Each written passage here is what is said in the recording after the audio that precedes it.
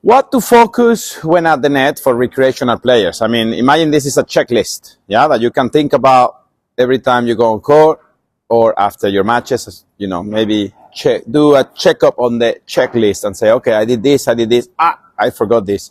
Oh, I can improve on this. For example, simple things.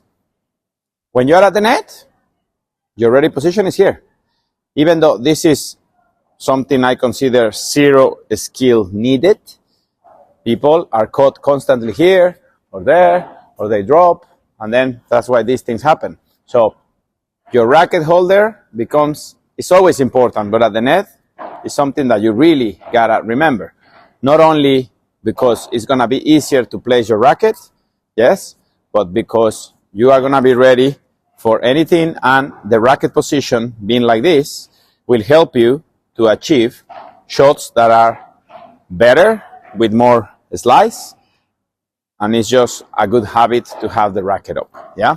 Then the ball, when you are playing with your partner, the ball moves a lot. Yeah. So your job is to follow the ball, not only your shots. For example, if I happen to play cross court, I need to cover the middle. Yeah, I need to follow my shot. But maybe my partner also decides to play to the other corner. Maybe it's not the best idea, but let's say that happens.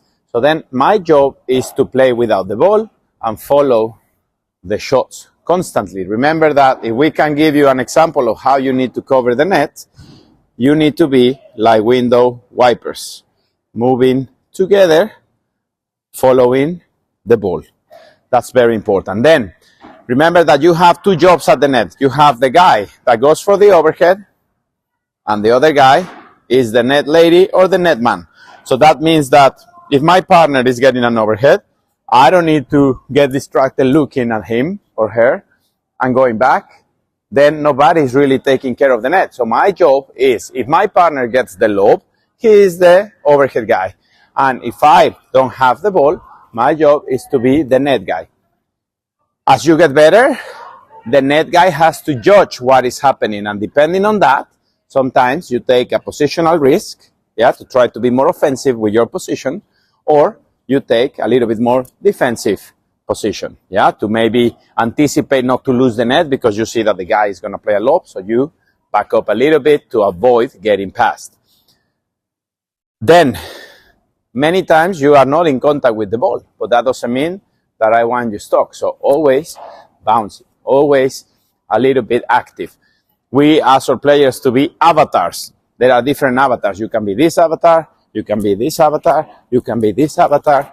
I don't care what avatar you are, but be one of them. Yeah, don't be a Christmas tree, just staying there and having zero reaction. So in conclusion, remember that you're never going to hit the perfect shots. Not you, not me, not Maxi Sanchez, not anybody. Yes? But you can improve in your habits. Rack it up, activation, position, cover the court properly, don't get past, play with your partner. Tactics can improve. Your shots, with what you have, should be enough. So focus on things that require less skill, but more focus. Okay? Keep it simple.